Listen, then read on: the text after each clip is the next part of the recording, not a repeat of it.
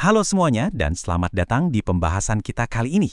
Hari ini kita bakal ngebuka lembaran peta kuno sejarah dan napak tilas sebuah perjalanan yang benar-benar luar biasa dari 3 kekaisaran raksasa. Kekuatan-kekuatan ini ibaratnya bangkit dari abu sejarah loh.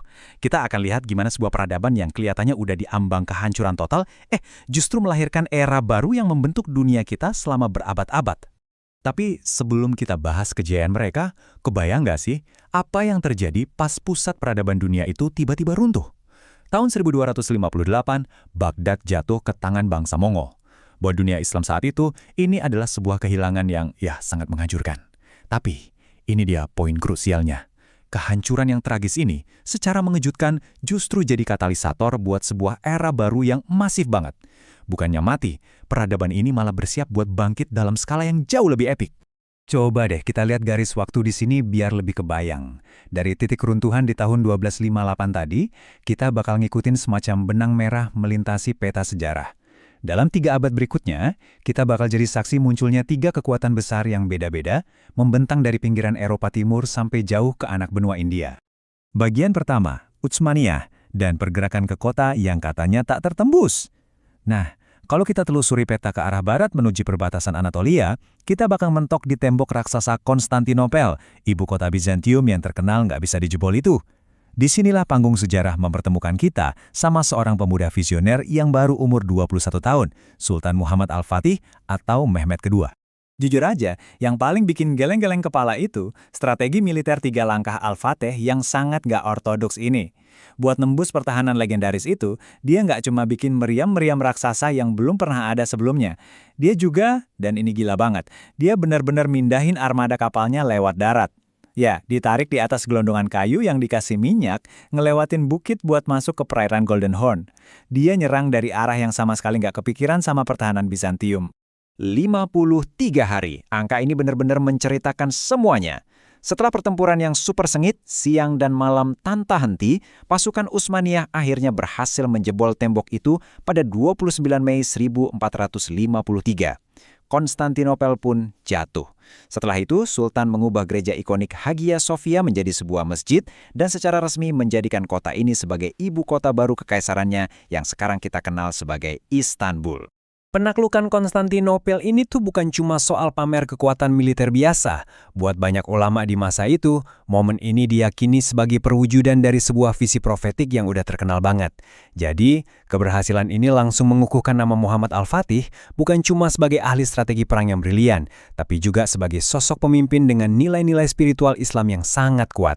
Lanjut ke bagian kedua, Kesultanan Safawi dan munculnya ideologi baru di timur. Sekarang kita putar kompas kita dan geser ke arah timur menuju Persia di tahun 1501. Disinilah ada seorang tokoh muda lainnya, Syekh Ismail pertama, yang meletakkan batu pertama berdirinya Kesultanan Safawi. Nah, ini dia poin krusialnya. Di saat kekaisaran-kekaisaran tetangganya di barat dan kelak di timur itu punya identitas Sunni yang sangat dominan, Safawi ngambil jalan yang beda. Mereka secara resmi mengadopsi mazhab Syiah Itsna Asyariyah atau Syiah 12 Imam sebagai identitas negara. Ini otomatis bikin identitas politik mereka terpisah secara drastis dari kekuatan-kekuatan besar di sekelilingnya. Kalau kita lihat dari kacamata analisis sejarah secara objektif, ini tuh yang disebut sebagai penciptaan batas ideologis. Sebuah langkah politik buat ngebangun identitas nasional Persia yang super kuat. Memang, keputusan ini memicu konflik dan pertempuran besar di perbatasan Anatolia dan Kaukasus. Tapi nyatanya, keputusan inilah yang pada akhirnya ngebentuk jati diri dan identitas Syiah modern di Iran sampai hari ini. Tapi tunggu dulu, dampaknya nggak cuma soal politik dan konflik loh. Di era pemerintahan Shah Abbas pertama, fondasi ini malah memicu ledakan kemajuan seni yang luar biasa. Dia berhasil ngubah ibu kotanya, Isfahan, jadi pusat kebudayaan global.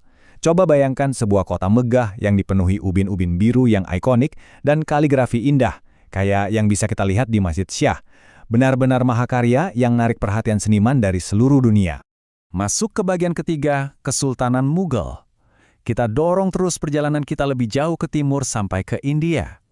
Tahun 1526, Zahiruddin Babur, yang kebetulan adalah keturunan langsung dari penakluk legendaris Timur Leng dan Genghis Khan, mulai mendirikan Kesultanan Mughal di sana.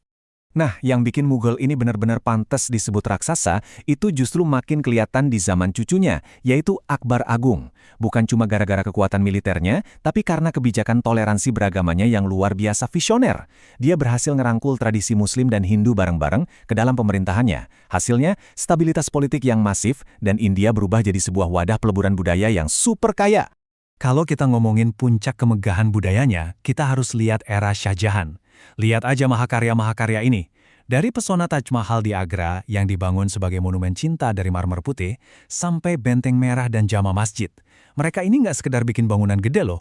Mereka dengan sangat jenius ngeblend arsitektur gaya Persia, Turki, dan sentuhan lokal India jadi satu kesatuan yang harmonis.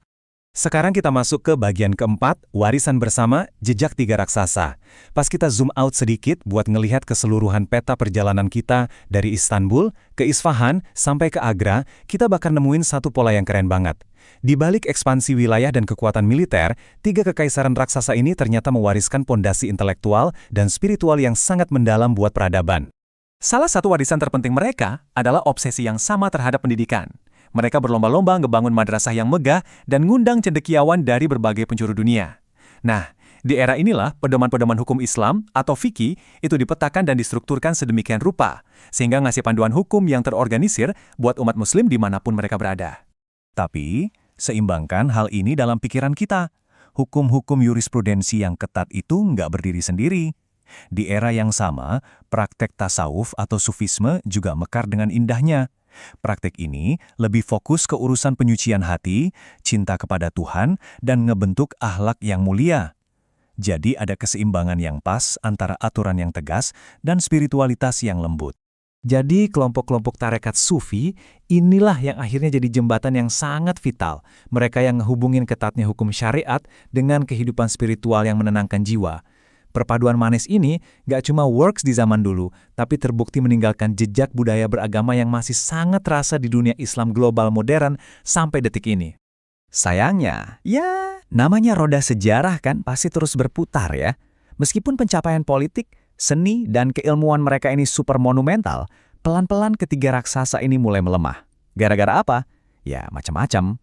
Mulai dari intrik dan perpecahan di dalam istana sendiri, telat adaptasi sama perubahan zaman, sampai akhirnya tekanan yang terus-terusan datang dari arus kolonialisme Eropa. Perlahan tapi pasti, kejayaan mereka meredup. Jadi saat kita mulai ngegulung lagi peta perjalanan sejarah kuno ini, ada satu pertanyaan penting yang pengen saya titipin ke kalian.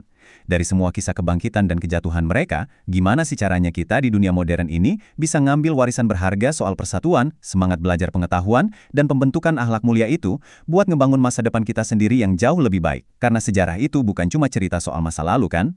Dia adalah kompas buat kita melangkah ke depan. Terima kasih banyak udah ngikutin eksplorasi kali ini. Sampai jumpa dan teruslah menggali.